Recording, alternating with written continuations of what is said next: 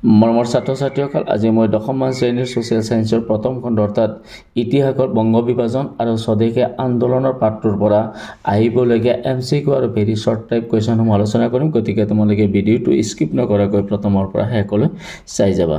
এতিয়া প্ৰথম প্ৰশ্ন, বংগ কোনজন গভৰ্ণৰ জেনেৰেলৰ নেতৃত্বত সংগঠিত হৈছিল? আমি এনচাৰটো দিম লৰ্ড নেথানিয়াল কাৰ্জনৰ নেতৃত্বত। তাৰপিছত আমি নেক্সট প্ৰশ্নটো আমি পাম যে কিমান খ্ৰীষ্টাব্দত বা কিমান চনত ইংলেণ্ড চৰকাৰে নিয়ন্ত্ৰণকাৰী আইন প্ৰৱৰ্তন কৰিছিল? আমি শুদ্ধ উত্তৰটো দিম 1773 চনত। এই ব্যৱস্থাৰ জৰিয়তে বা নিয়ন্ত্ৰণকাৰী আইনৰ জৰিয়তে বম্বে আৰু মাদ্ৰাছ গভৰ্ণৰ দুগৰাকীক ফৰ্ট উইলিয়াম গভৰ্ণৰ জেনেৰেলৰ তলতীয়া কৰা হৈছিল। আমি ইয়াত কুৱেশ্যনটো হ'ব 1773 চনৰ নিয়ন্ত্ৰণকাৰী আইনৰ জৰিয়তে কোন দুখন প্ৰদেশৰ গভৰ্ণৰক ফৰ্ট উইলিয়াম গভৰ্ণৰ জেনেৰেলৰ তলতীয়া কৰা হৈছিল? আমি এনচাৰটো বম্বে আৰু মাদ্ৰাছ দিলে আমাৰ হৈ যাব। তাৰপিছত আমি এটা প্ৰশ্ন, ইয়াত ধুনীয়া প্ৰশ্নৰ সম্ভাৱনা আছে।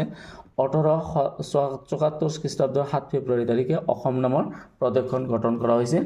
ইয়াত আমি প্ৰশ্ন এনেকৈ প্ৰশ্ন হ'ব পাৰে, অসম নামৰ নতুন প্ৰদেশখন কিমান চনত গঠন কৰা হৈছিল? আমি ইয়াৰ শুদ্ধ উত্তৰ দিম 1874 চনত। তাৰপিছত বংগ বিভাজন কৰাৰ ক্ষেত্ৰত মুখ্য ভূমিকা লোৱা ব্যক্তি দুজন কোন আছিল বা লৰ্ড কাৰ্জনক সহায় কৰা ব্যক্তি দুজন কোন আছিল? ইয়াতে মধ্যপ্ৰদেশৰ এজন মুখ্য আয়ুক্ত আছিল এণ্ড্ৰু ফ্ৰেজাৰ আৰু আছিল অসমৰ মুখ্য আয়ুক্ত জন বেম্পিল ফুলাৰ। তাৰপিছত আমি পাম এটা প্ৰশ্ন, এণ্ডবৰ সন্ধি কিমান চনত স্বাক্ষৰিত হৈছিল? ইয়াৰ শুদ্ধ উত্তৰটো হ'ব এণ্ডবৰ সন্ধি স্বাক্ষৰিত হৈছিল 1826 খ্ৰীষ্টাব্দৰ 24 ফেব্ৰুৱাৰী। তাৰপিছত আমি আৰু এটা প্ৰশ্ন পাম যে 1901 খ্ৰীষ্টাব্দত ফ্ৰেজাৰে মধ্যপ্ৰদেশৰ আৰু বংগদেশৰ ভৌগোলিক সীমাৰ পৰিৱৰ্তন কৰাৰ প্ৰস্তাৱ ভাইচৰয় কাৰ্জনক দিছিল। আমি যে বংগদেশৰ তাৰপিছত বংগদেশ আৰু মধ্যপ্ৰদেশৰ যিজন মুখ্য আয়ুক্ত আছিল, বংগদেশৰ ভৌগোলিক সীমাৰ পৰিৱৰ্তন কৰাৰ কাৰণে আৰু মধ্যপ্ৰদেশৰ ভৌগোলিক সীমাৰ পৰিৱৰ্তন কৰাৰ কাৰণে কাক পৰামৰ্শ দিছিল? লৰ্ড কাৰ্জনক পৰামৰ্শ দিছিল। তাৰপিছত আমাৰ ঠিক সেই সময়তে অসমৰ মুখ্য আয়ুক্তজনে আছিল ফুলাৰ, বেম্পিল ফুলাৰে তেওঁ চাহ ব্যৱসায় সম্প্ৰসাৰণ কৰাৰ কাৰণেও অসমৰ লগত চট্টগ্ৰামক সংলগ্ন কৰাৰ এটা প্ৰস্তাৱ লৰ্ড কাৰ্জনক দিছিল। ইয়াৰ পিছত আমি উইলিয়াম ৱাৰ্ডে আগবঢ়োৱা পৰামৰ্শৰ সামান্য ৰদ বদল কৰি বংগ বিভাজনৰ কাৰ্যসূচী বা আঁচনি এখন যুগুত কৰা হৈছিল। তাৰপিছত আমি পাম, ইয়াৰ পিছত আছে আমাৰ কিমানখন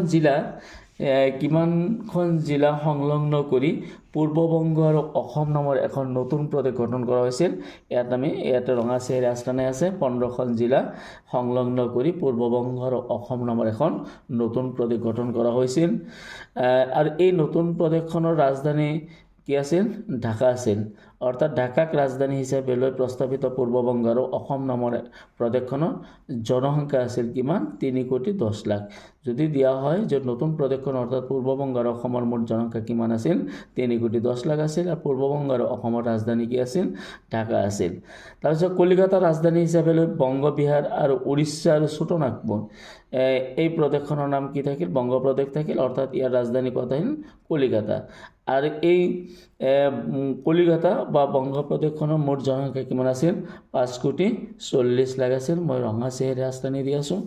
তাৰপিছত লৰ্ড কাৰ্জনে শাসনৰ সুবিধাৰ্থে বংগ প্ৰদেশৰ আয়তন সৰু আৰু প্ৰয়োজনৰ খাতিৰত অসমৰ ভৌগোলিক আয়তন বৃদ্ধি কৰাৰ যুক্তি দাঙি ধৰিছিল।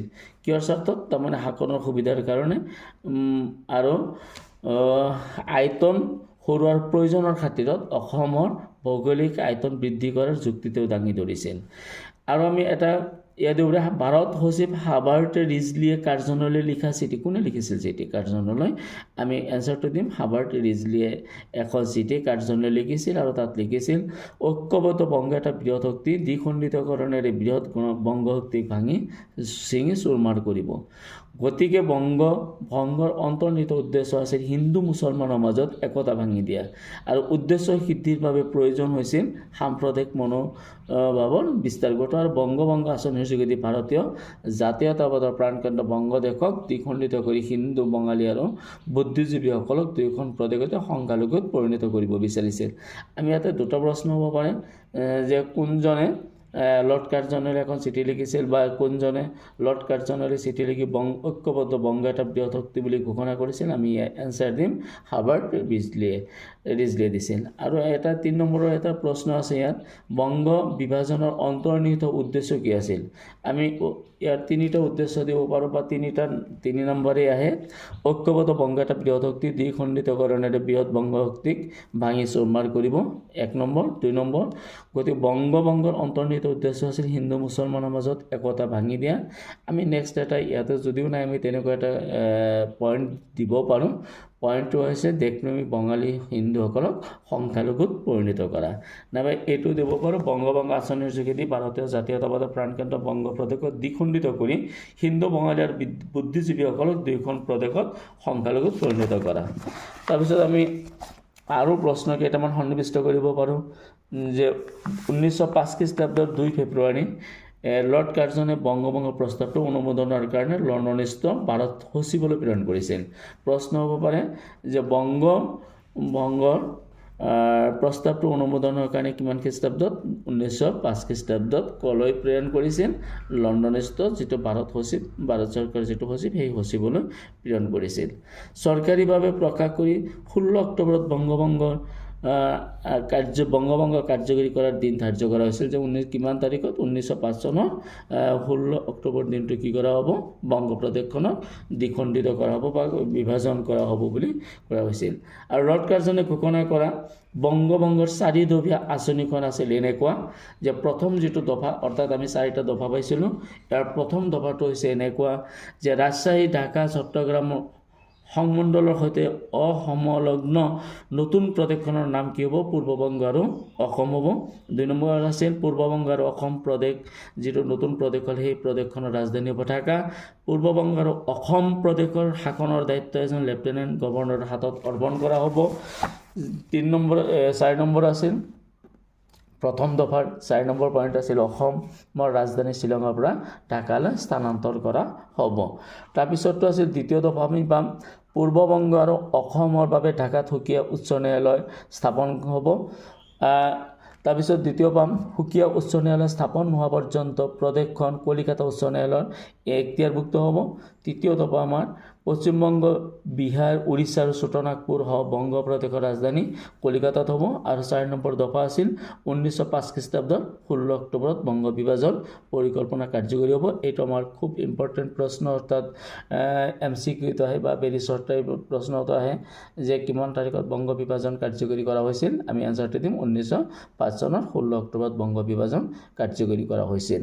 মোৰ ছাত্ৰ ছাত্ৰীসকল, আজি এইখিনিতে মই ভিডিঅ'টো সামৰণি মাৰিব বিচাৰিছোঁ।